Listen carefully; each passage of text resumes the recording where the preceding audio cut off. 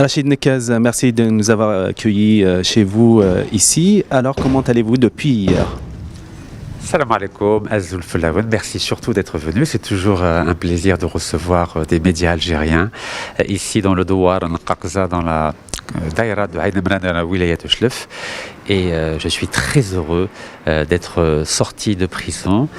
Mais en même temps, je tiens d'abord et surtout à remercier la communauté des avocats algériens de toutes les wilayas. 89 avocats sont venus quotidiennement pendant ces 443 jours de détention illégale et arbitraire, à la fois à la prison de Koléa à côté d'Alger et à la prison de Obioz Sidi Chir, donc à 700 km au sud-ouest d'Alger. Donc je suis aussi remerciant pour le soutien des Algériens des 48 wilayas et aussi du soutien des Algériens de la communauté algérienne, que ce soit en France, en Europe, au Canada, aux États-Unis ou en Asie. Donc je suis très heureux d'être libre, mais sachez que je suis libre uniquement à titre provisoire. Je n'ai pas été gracié car je n'ai pas été jugé, je n'ai pas été condamné, donc je ne peux pas être gracié. Et d'ailleurs, je ne cherche pas à être gracié. Je suis un citoyen algérien, comme 45 millions d'autres citoyens algériens, qui défend la souveraineté politique et la souveraineté économique de mon pays, et je n'accepterai jamais qu'on brade les richesses nationales du pays, que ce soit les richesses gazières, pétrolières ou en eau, à des multinationales étrangères qui exploitent nos richesses sur le dos du peuple algérien. Alors, vous dites que votre sortie ne fait pas partie de la grâce présidentielle? Absolument. Ma libération est une libération provisoire. Je suis entré en prison le 4 décembre 2019 sur un coup de téléphone et je suis sorti de prison le 19 février 2021 sur un coup de téléphone. Donc cela ne fait absolument pas partie d'une grâce présidentielle. C'est une libération provisoire qui m'a été accordée parce qu'on m'a demandé le vendredi 19 février à 19h de faire une lettre de demande de libération provisoire et j'ai fait cette lettre à l'intention du directeur de la prison de Obioz Sidi Chir dans la wilaya d'Al-Bayad en disant que j'ai été incarcéré de façon arbitraire et illégale depuis le 4 décembre 2019 et que j'allais porter plainte pour non-assistance à personne en danger parce que pendant 50 jours, on ne m'a donné ni médicaments, ni fait une consultation auprès d'un spécialiste, ni amené dans un hôpital. C'est ce qu'on appelle non-assistance à personne en danger. Mes avocats préparent une plainte qui va être déposée à la Cour suprême d'Alger et au Comité des droits de l'homme des Nations Unies dans les prochains jours, Inch'Allah. Alors, on a su par le biais de vos avocats et puis dernièrement par votre épouse que vous étiez malade, vous avez un cancer de prostate. Comment allez-vous aujourd'hui? Alors, pour que les Algériens comprennent ma situation, sur le plan moral, je vais extrêmement bien, car grâce au soutien de tout le peuple algérien, que ce soit ici en Algérie ou à l'étranger, cela m'a donné beaucoup d'énergie pour supporter ces 443 jours de détention illégale et arbitraire. Néanmoins, je souffre d'un début de cancer de la prostate, ça s'appelle l'hypertrophie prononcée de la prostate. Ça consiste en quoi? La taille normale d'une prostate est de 24 grammes et ma prostate en 50 jours est passé de 28 grammes à 41 grammes, ce qui signifie que le volume de l'hypertrophie de la prostate a progressé de 46% en 50 jours. Donc ça ne se voit pas, mais à l'intérieur, ça va très mal. Surtout que mon dossier médical a été falsifié par la prison de Koléa. Qu'est-ce que ça veut dire, un dossier médical falsifié? Cela signifie que la prise de sang qui a été effectuée est une prise de sang non conforme. Pourquoi? Parce qu'elle a été faite avec un stylo bleu. Et le taux de PSA qui a été défini, c'est-à-dire pour essayer de comprendre le niveau du cancer de la prostate, est un PSA qui ne m'appartient pas. Ça appartient à une personne dont le nom a été masqué avec un effaceur blanc.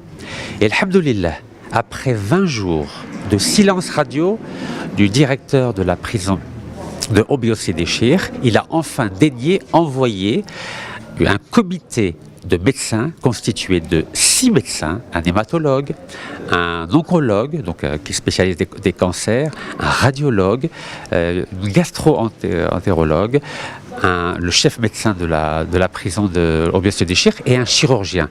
Et ces 6 médecins ont confirmé que mon dossier médical était falsifié. Donc, alhamdoulilah, les 3 derniers jours de la prison, le directeur a fait un travail sérieux, un travail professionnel, et c'est la raison pour laquelle je l'ai remercié de la même façon que j'ai remercié tous les gardiens, que ce soit la prison de Koléa ou la prison de Obio-Sédéchir, pour leur humanité. Ce ne sont pas les gardiens qui m'ont fait entrer en prison, c'est une décision arbitraire, donc ils n'y sont pour rien.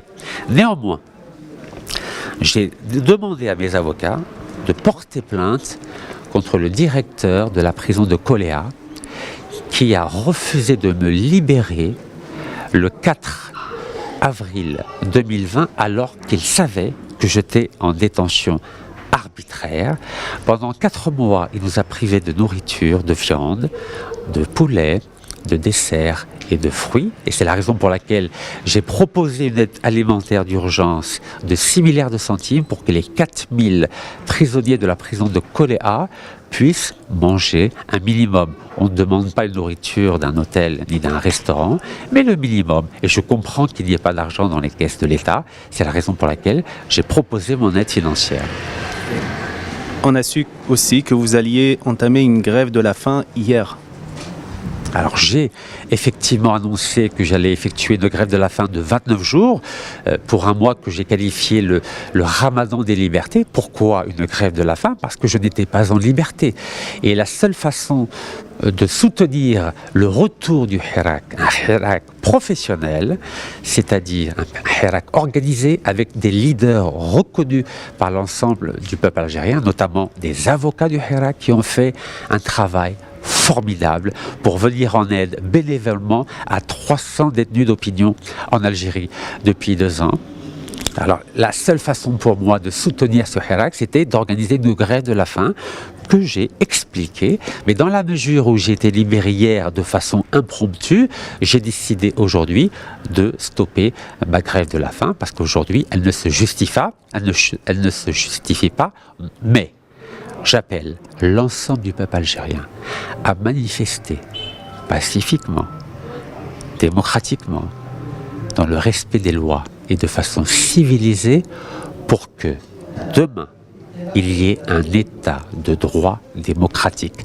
Car je ne peux pas laisser à mon fils qui a 20 ans un pays où on enferme les gens sur un coup de téléphone et on les libère sur un coup de téléphone. Et les 45 millions d'Algériens veulent laisser à la prochaine génération un état de droit démocratique qui protège à la fois les libertés privées et les libertés publiques. Et c'est le sens de mon appel à un Hirak pacifique, civilisé, pour que dans le cadre d'un consensus, d'un accord à la fois avec le président et avec l'armée, il y ait la constitution dans un mois, c'est-à-dire le 19 mars prochain, c'est le jour de la victoire, en hommage aux accords d'Évian qui ont permis l'indépendance de l'Algérie, pour qu'il y ait la constitution d'un gouvernement de transition de la République algérienne, constitué principalement d'avocats du Hirak et de technocrates dans le domaine économique et financier pour mettre fin à la crise sociale et à la misère sociale que nous vivons aujourd'hui. Donc c'est un projet politique qui doit aboutir après un mois de Hirak professionnel, avec des vrais leaders, des avocats du Hirak, et bien sûr avec l'envie d'enfin constituer un état de droit démocratique en Algérie. Qu'est-ce que vous avez pensé du dernier discours du chef de l'État? Vous savez, le chef de l'État, il fait ce qu'il peut, mais malheureusement, c'est peu. En l'entendant, j'ai compris qu'il n'avait pas carte blanche pour gérer ce pays. Son état de santé aujourd'hui ne lui permet pas d'assumer ses fonctions de président de la République. C'est la raison pour laquelle je propose de tenir compte de cette réalité médicale et que le chef de l'État devienne un arbitre qui laisse carte blanche à un gouvernement de transition de la République algérienne pendant 12 mois, le temps de mettre en place des institutions démocratiques qui garantissent les libertés publiques et les libertés privées du citoyen algérien pour que plus jamais on enferme des gens sur un coup de téléphone et pour que plus jamais on libère des gens sur un coup de téléphone. Donc je crois que la meilleure position du président de la République doit être une position d'arbitre, parce qu'on voit bien qu'il ne peut ni être sur le terrain, ni gérer le plus grand pays d'Afrique. Donc je crois que pour des raisons de stabilité, il faut respecter son mandat de président, mais que pour des raisons d'efficacité politique, d'efficacité économique, que le pouvoir légal soit transféré d'ici un mois, un gouvernement de transition de la République algérienne, pour que dans un an, il y ait à la fois des élections présidentielles, des élections législatives, et que le meilleur des candidats ou le meilleur des partis gagne à la faveur de son programme politique, économique, social et culturel, Inch'Allah. Quelle est la chose à laquelle vous avez le plus pensé pendant votre incarcération ? Je ne vous cache pas que j'ai pensé beaucoup à mon fils, parce que j'ai un seul fils, qui entame des études de droit en Californie et qui était très inquiet. Et j'ai beaucoup pensé à ma femme, bien sûr, Cécile, qui a fait une vidéo très émouvante, et je crois que le peuple algérien l'a appréciée. Elle n'a jamais voulu intervenir dans les débats publics algériens, parce que je lui ai toujours dit de ne pas s'en mêler, pour éviter que des gens puissent mal interpréter son intervention. Mais là, pour des raisons médicales, elle est intervenue et je tiens à la remercier du fond du cœur. Et en même temps, ce qui m'a donné l'énergie pour supporter cette détention arbitraire et illégale, c'est le soutien massif à la fois de la jeunesse algérienne et du peuple algérien, que ce soit dans les 48 wilayas, que ce soit à l'ouest, à l'est, dans le sud, dans le centre du pays, et bien sûr le soutien de la communauté algérienne à l'étranger. Vous savez, quand vous êtes à l'isolement, comme c'était mon cas pendant 8 mois, où j'étais coupé de tout le monde. Heureusement que les avocats, les 89 avocats qui viennent de toutes les wilayas, m'ont apporté des nouvelles de soutien du peuple algérien. Vous savez que je n'avais même pas accès aux informations dans la prison de Obéocé-Déchir. Et ce sont les avocats qui étaient les seuls habilités à être le trait d'union entre ma situation de détenu et la situation du pays et du peuple algérien. Donc, est-ce que vous étiez isolé ou vous étiez avec d'autres détenus ? Alors, les 13 premiers mois où j'étais à Al-Qoli'a, les 8 premiers mois, c'était l'isolement total. J'étais tout seul dans un box où il y avait 8 cellules vides. Et à partir du 4 août, on m'a mis avec le journaliste très courageux, et je tiens à le saluer, Khaled Darani, qui vraiment a fait preuve d'une amitié, d'une fraternité, d'une intelligence, d'une sensibilité extraordinaire. Et le fait qu'il ait été condamné injustement à 2 ans de prison, pour moi, c'est un désaveu terrible par rapport au combat qu'ont mené 1,5 million d'Algériens et qui se sont sacrifiés non seulement pour l'indépendance algérienne, mais pour les libertés du peuple algérien. Et je tiens vraiment à lui rendre hommage parce qu'il a fait preuve d'un courage exceptionnel. Et j'étais aussi avec le youtubeur Arf Meshakra. Vous savez que par le passé, on a eu des différends, notamment à travers une chaîne de télévision. Mais on a eu le temps de s'expliquer pendant ces derniers mois, et il a présenté ses excuses et je lui ai pardonné. Vous savez, dans l'islam, il faut apprendre à pardonner.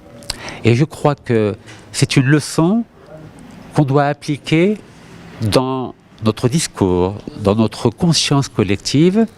Et j'ai l'impression, puisqu'il n'y a que des Algériens en Algérie, que si nous voulons passer à une nouvelle étape, si nous voulons vraiment instaurer une démocratie en Algérie, sans faire peur à qui que ce soit, sans essayer de mettre en prison qui que ce soit, je crois que c'est impératif, même si c'est désagréable, même si c'est inconfortable, même si pour certains c'est inadmissible, qu'on fasse voter une loi d'amnistie pour qu'on puisse passer un nouveau chapitre de l'histoire de l'Algérie. La France est restée 132 ans. Elle a tué, pendant ces 132 ans, plus de 4 millions d'Algériens. Allah yarhamou. On lui a pardonné lors des accords d'Évian. Pendant la décennie noire, il y a eu 250 000 Algériens qui ont été tués, injustement. Des innocents. Et 18 000 disparus, dont personne aujourd'hui ne sait où ils sont. Et on a pardonné aux criminels des deux camps. Je crois qu'aujourd'hui, pour la troisième fois et pour la dernière fois, il faut pardonner à ceux qui ont à la fois bradé les ressources énergétiques du pays, qui ont pris dans les caisses de l'État et appauvri le pays, mais je crois que c'est nécessaire aujourd'hui. Et c'est un message que j'envoie à l'armée algérienne. L'armée algérienne est une institution fondamentale de l'État algérien. Personne ne remet en question l'institution militaire algérienne.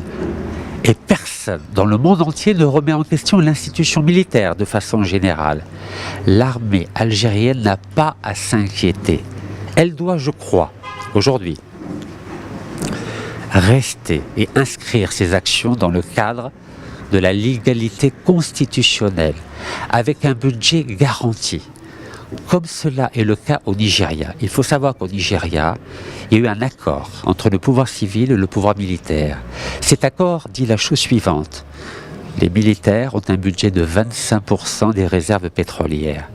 Je crois que pour rassurer l'institution militaire, pour qu'elle reste dans son rôle militaire, il est aujourd'hui important de négocier un accord comme au Nigeria, de dire à l'armée que personne ne va remettre en cause son rôle dans la Constitution, que personne ne va essayer de juger qui que ce soit et qu'elle aura un budget garanti. Et c'est la seule façon qu'il y ait un pouvoir civil et non un pouvoir militaire. Pouvoir civil, ça ne signifie pas que les militaires vont être exclus de la Constitution algérienne. Bien au contraire, le peuple algérien respecte l'ALN. C'est grâce à l'ALN que l'Algérie a acquis l'indépendance. Mais aujourd'hui, l'ANP, grâce à sa mission salvatrice pendant la guerre de libération, doit, je crois, se cantonner à son rôle constitutionnel, ne plus occuper l'espace médiatique comme elle le fait aujourd'hui, car ce n'est pas son rôle. Le rôle de l'armée nationale populaire est de sauvegarder les frontières, et je tiens à rendre hommage à tous les soldats algériens. Je dis bien les soldats algériens, El Jounoud, qui protègent nos frontières et que personne ne montre à Aïn, à Janet, à Tindouf, à Elizi, à Bachar, au Gatéom Saha. Je leur rends hommage.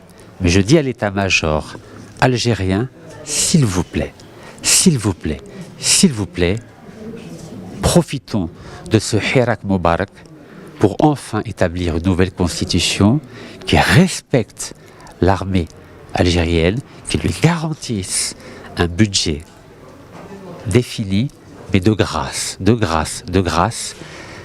ne faisons rien pour couper le lien historique entre l'armée et le peuple algérien, mais de grâce, pas d'instrumentalisation de l'armée à des fins politiques. Et encore une fois, personne ne remet en cause le rôle de l'armée dans la constitution algérienne. Yassine Mebarki, Lounès Hamzi, Jamal Azaïm, Mohamed Baba Nedjar, Gdiri, il y a encore beaucoup de prisonniers d'opinion qui sont en prison. Un mot sur ces prisonniers d'opinion qui croupissent encore en prison. Vous savez, j'ai publié 7 mois avant le Hirak un livre qui s'appelle La dictature de Bouteflika. Je suis le seul en Algérie à avoir eu le courage de condamner de la façon la plus ferme, la plus rigoureuse, la plus documentée le régime dictatorial du président Bouteflika. À l'époque du président Bouteflika, il y avait une espèce d'intelligence. On ne mettait pas en prison les détenus d'opinion. Et je crois que nous avons régressé malheureusement. Pourquoi nous avons régressé ? Malheureusement, nous avons un ministre de la Justice qui s'appelle le dénommé Belkacem Zermati, qui a été nommé de façon anticonstitutionnelle, de façon illégale et de façon illégitime le 31 juillet 2019 par un président par intérim qui s'appelle Abdelkader Ben Salah. Ce ministre de la Justice, que j'ai défini comme un délinquant constitutionnel, a décidé d'un mouvement de nomination de juges et de procureurs illégal. Ces juges nommés illégalement ont procédé à 300 arrestations et à 300 mandats de dépôt de détenus d'opinion de façon illégale, parmi lesquels les 90 détenus d'opinion qui ont été libérés hier, dont ma personne, mais malheureusement, il y reste encore des détenus d'opinion en Algérie. Il faut les libérer.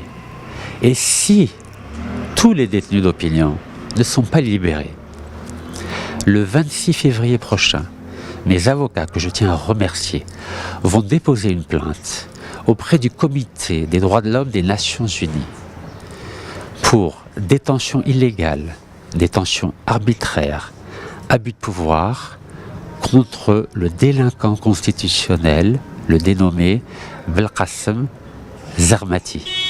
C'est inadmissible pour un ministre qui connaît la loi d'avoir accepté un poste en violation des articles 102 et 104 de la Constitution algérienne. Si ce dénommé délinquant constitutionnel, Belkacem Zermati, ne libère pas d'ici le 26 février, il aura une plainte auprès des Nations Unies et il aura aussi une plainte à partir des tribunaux espagnols. En Espagne, il y a ce qu'on appelle la compétence universelle. Ce dénommé Belkacem Zermati sera jugé et sera condamné. Et le monde entier saura que ce monsieur a été nommé de façon anticonstitutionnelle, de façon illégale et de façon illégitime. Voilà ce que j'ai à dire sur ces prisonniers politiques et je demande le soutien de l'ensemble du peuple algérien pour demander ensemble leur libération. Car nous ne voulons pas d'une dictature en Algérie, nous nous battons pour un véritable état de droit démocratique comme Ammar Ramadan, comme le colonel Amirouche, comme Zabana, comme Al-Harbi Belmehili, comme Hassiba Belmouali, comme Jamila Bouhirat Yatiha Saha, ou la Tour Fir Amara, Inch'Allah. Et c'est le sens de notre combat, et c'est la raison pour laquelle j'appelle le peuple algérien à manifester pacifiquement jusqu'au 19 mars prochain, le temps que le président de la République, le temps que l'armée puisse comprendre ce message du Hirak populaire al-Mubarak et qu'enfin il y ait un état de droit démocratique en Algérie, Inch'Allah. Qu'est-ce que vous allez faire ces prochains jours? Alors dès dimanche, j'irai à l'hôpital de Chlef pour refaire les analyses de sang, les analyses du PSA de la prostate et rencontrer un urologue pour voir si je dois me faire opérer ou pas. Car il faut savoir que j'ai perdu 14 kilos à cause de la maladie de la prostate. Donc je ne sais pas si vous voyez mon poignet. Je ne dors plus la nuit. Je fais 12 fois par jour aux toilettes. Je me lève 4 fois dans la nuit parce que je n'arrive plus à contrôler ma vessie. Donc c'est vrai que j'ai le sourire. Je suis un peu... Pardon.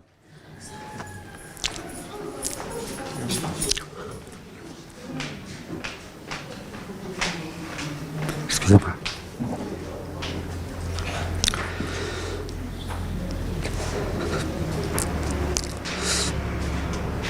Alors, si je pleure, c'est... Pardon, c'est brûlé.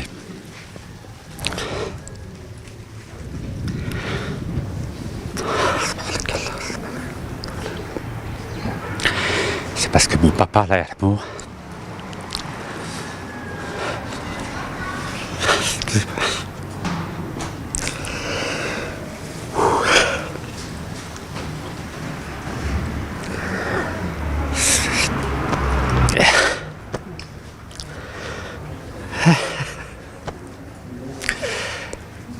Désolé.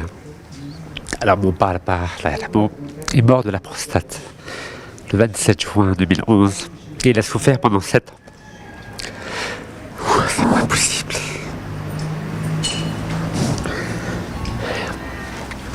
Et 6 mois avant de mourir, il m'a dit, Yaoulidi, s'il te plaît, je sais que je vais mourir.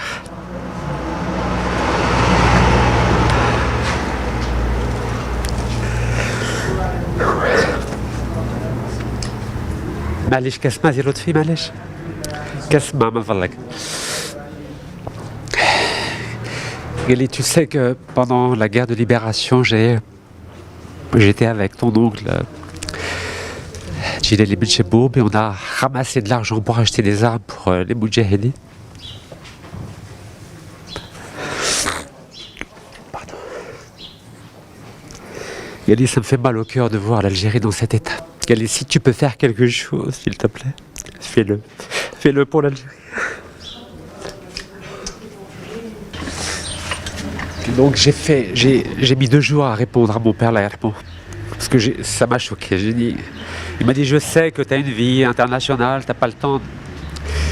Gali, mais s'il te plaît, je sais que je vais mourir. Essaie de faire quelque chose pour l'Algérie. C'est pour ça. J'ai répondu 2 jours après, رحت للسبيطار الله يرحمه مسكين ويسهله. قلت له يا الحاج ما تعمرش راسك، ما نعرف والو في الجزائر. بصح والله واش نقدر نديرها والله لا درتها. Et c'est à partir de ce moment-là, c'était le 27, c'était en janvier 2011, 6 mois avant son décès. Et j'ai commencé à lire. واش كان في الجزائر la constitution واش داروا الشهداء واش داروا المجاهدين. Et d'être الوعد, j'ai donné une promesse à mon père. قلت له والله يا الحاج, je vais m'engager à fond. Je suis prêt à sacrifier ma liberté et ma vie. قلت لهم والله ما نخلي هذه الديكتاتوريه يفسدوا الجزائر ويبيعوا ثروات على البلاد وما يخلوش المستقبل للشعب الجزائري. Donc voilà la promesse que j'ai faite. Et c'est pour ça que pendant ces 443 nuits, j'ai dormi après shahada à l'aise. J'ai dit يا الحاج راك تشوف بعينك راني في الحرس بصح الحمد لله. Je ne pleure pas. Je suis fier d'être ton fils. Et je suis fier de ce que tu as fait. ويعطيك الصحة. والله يرحم الشهداء. وبارك الله فيكم. يعطيكم الصحة. سمحوا لي. سمحوا لي. Et je tiens à remercier les avocats vraiment يعطيهم الصحة. والله يعطيكم الصحة. parmi lesquels يعطيكم الصحة. بارك الله فيكم. Les militants qui n'ont pas pu me voir en prison, mais grâce aux avocats, parce que c'était les seuls qui ont pu venir en prison, et parmi lesquels Oustad Chouhra Abdelkader de Chlef, et je ne sais pas où est... Vous savez que je ne connaissais pas Oustad Yassine Khlifi. J'ai fait sa connaissance dans le parloir des avocats. Vous savez qu'il a fallu que البارح تلاقينا في تيارت ونشكر والناس تيارت سلمت عليه والله يعطيك الصحة. اسمح لي والله on se connaît pas mais il y a eu un coup de cœur. والله يعطيهم الصحة كان يجوا لي والله يعطيهم الصحة كل سمانة. أستاذ شغله يضرب 500 كيلومتر يجي بالطوموبيل. على بالكم والله الدور ما عطيت والله الدور ما عطيت. je lui ai pas donné un. سمحوا لي excusez-moi والله الدور ما داها على بقول il a pas voulu ما بغاوش. Excusez-moi, hein. Vraiment, les avocats, 89 avocats, des femmes et des hommes, ils ont fait un travail formidable, bénévolement. Ils m'ont dit, on ne veut pas de l'argent, on se bat pour les principes, pour la liberté. كي اللي رانا هنا الباسبور باغيين نديروا الدولة القانون في الجزائر ديمقراطية. هذو ندير فيهم الثقة ودير فيه الثقة للشعب الجزائري بصفة عامة. يعطيهم الصحة. هذو هما اللي بنوا دولة القانون. هذا في العام الجديد إن شاء الله. أنا كمناضل، أنا كسياسي ما ندخلش روحي. أنا مانيش راجل قانون. جو سوي با ان اوم دو لوا. ماشي أنا اللي نبني دولة القانون. هذو هما كيما أستاذ شهرة عبد القادر، كيما أستاذ ياسين خليفي، كاين فاني أستاذة هنايا بوسكة، أستاذة وسيلة. يعطيهم الصحة. Ce sont des femmes qui sont venues, elles faisaient 500, 600, 700 km. Il y a des avocats de Béjaïa qui ont fait 1800 km. يعطيهم الصحة. Il y en a de l'Ouad qui ont fait 900 km. Et les militants qui sont venus alors qu'ils savaient qu'ils ne pouvaient pas rentrer en prison. Il y a des familles qui sont venues devant les prisons. C'est incroyable ce qui a été fait. Vraiment, ça m'a tout... Vous savez ce qui m'a fait pleurer? C'est cela, ce sont ces témoignages de confiance et de soutien. Mais le combat... انا الحبس راني قابلو انايا، انا على بالكم عندنا لي كونتاكت، ما نكذبش عليهم، ما نكذبش عليكم، انا عندي كونتاكت تاع باب جديد، يا دي كولونيل كي فان ترافاي فورميدابل. على بالكم قبل ما نجي البلاد يا كولونيل كي ما ابلي، ما نكذبش عليكم يا شباب، نقولها لكم في عينيكم. داش قالوا لي حنا 45 يخرجونا على روتريت، بصح نقولها لك بغاو يدخلوك الحبس لو كان تجي البلاد. انا خممت قلت لهم لا بغاو يدخلوني الحبس، علاش؟ كاش ما درت، كاش ما سرقت، كاش ما قتلت. انا سعيداني كسر لي نيفي وذني راحت. اسكو قلت للشعب الجزائري روحوا قتلوه؟ خليتها عند ربي سبحانه، خليتها عند ربي. بصح j'ai fait une promesse à mon père الله يرحمه، قلت والله je vais tout faire pour me battre.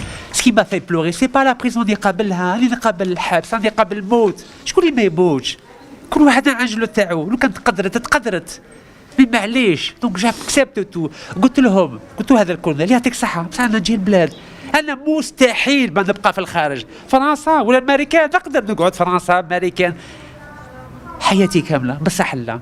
الوغ جي دوموندي لوتوريزاسيون. على بالكم بلي عيط لوليدي كان عنده 19 سنه، بدا يقرا القانون الايتود دو درون كاليفورني. قلت وليدي نطلب منك اسمح لوتوريزاسيون، معليش لو كان تدخل البلاد اسمح لي. قلت له بصح لازم تدخل البلاد، ما نقدرش نعطيك الصوره بلي انا ما عنديش الكوراج، هذه مستحيل. هذه قال لي بابا روح، اني فاهمك. دونك جو لا بينيديكسيون دو مون فيس اي جي لا بينيديكسيون دو ما فام. اني فاني عيطت لها قلت لها سمحي لي، je dois aller en Algérie parce qu'ils veulent me piéger alors qu'ils avaient arrêté 2 militants, Si Jamel et Si Hamza. Ils les avaient arrêtés comme des otages ici à Taougrit, ils les avaient arrêtés. Alors j'ai fait un live قلت لهم تلقوهم هذوك ما داروا والو، انا راني جاي عينكم البي تاعي، راني جاي ودخلوني للحبس، راني قابل، بغيتوا ديروا لي الحبس 20 سنه راني قابلها، مي جو نفو با كو فو لي تيليزي كوم دي اوتاج. alors وصلت المطار لقاوني 20 واحد ودخلت للحبس، راني قابل الحبس وراني قابل الموت. انا مستحيل باه نبين مرتي ولا وليدي باللي نخاف من ربي سبحانه برك. مانيش باغي باللي الشعب الجزائري اللي دار فيها ثقه نهرب ونقعد في اوروبا ولا الامريكان.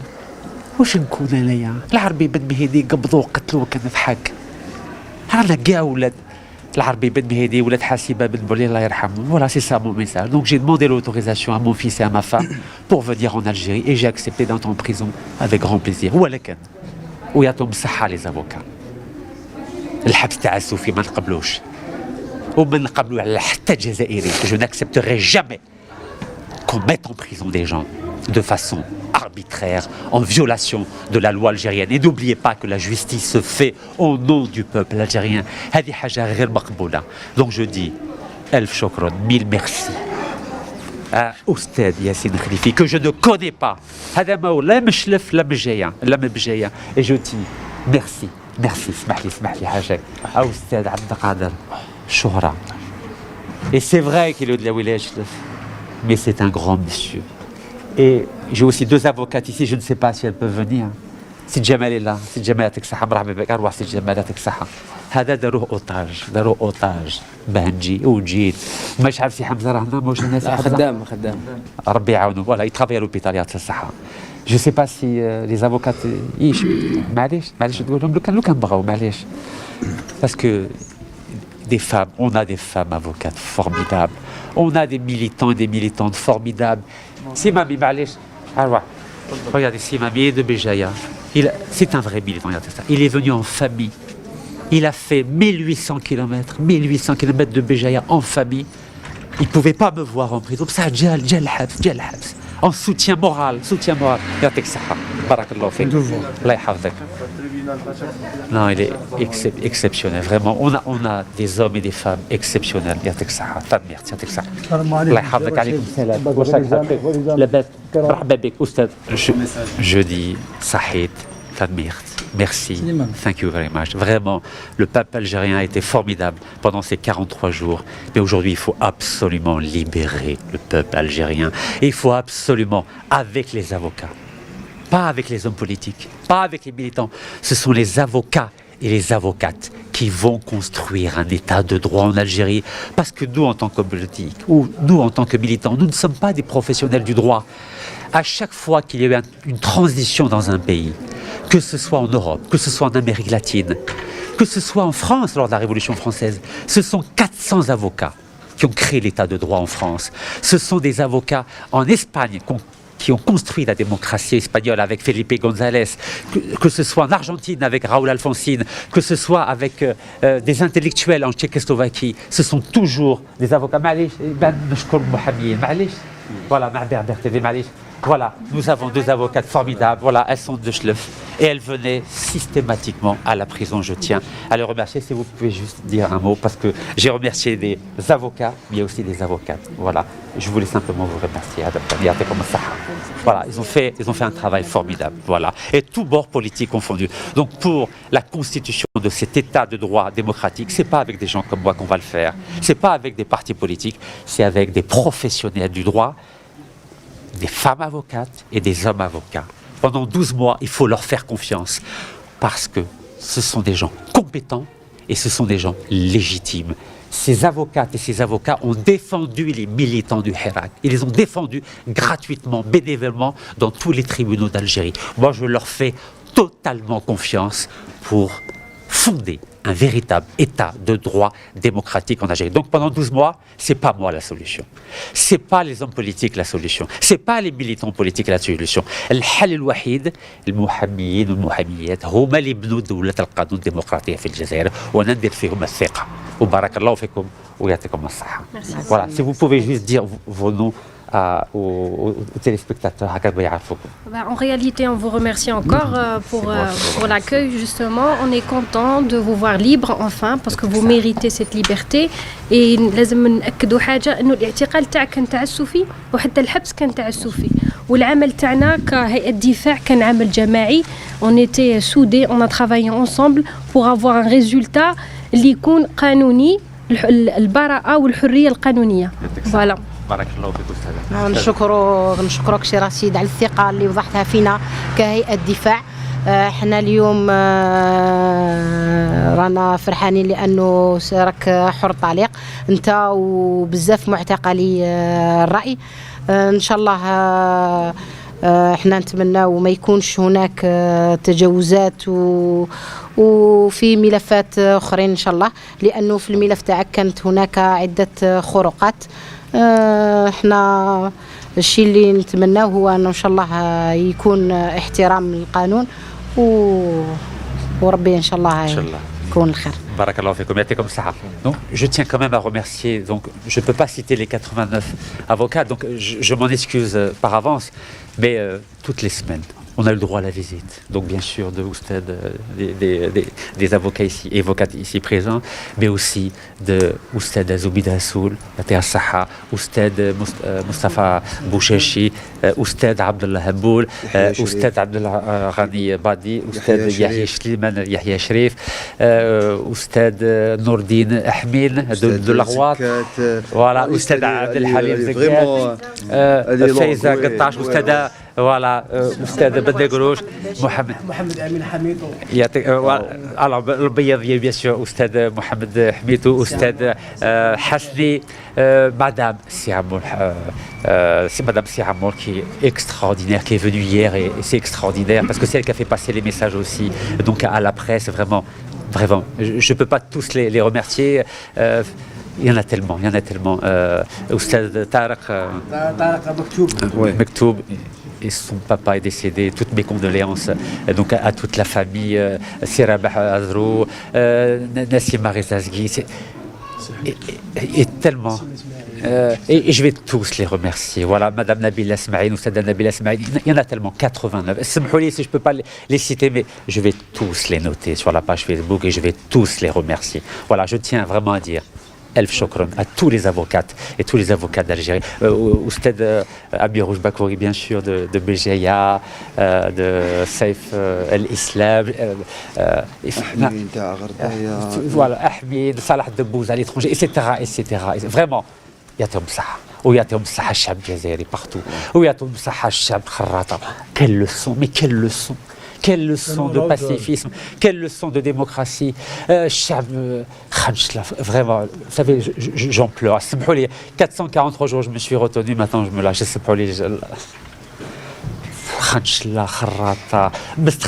Ah oui, le 22, je serai à Mesralim. Parce que tout a commencé le 31 janvier à Mesralim 2019, à Wahran, à Belhabbas, à Timouchen, à Tlemcen, à Kharra, etc., etc. Dans toute l'Algérie, à Boussada, à Annaba. Vous savez, le Hirak appartient aux 48 wilayas. Aux 48 wilayas.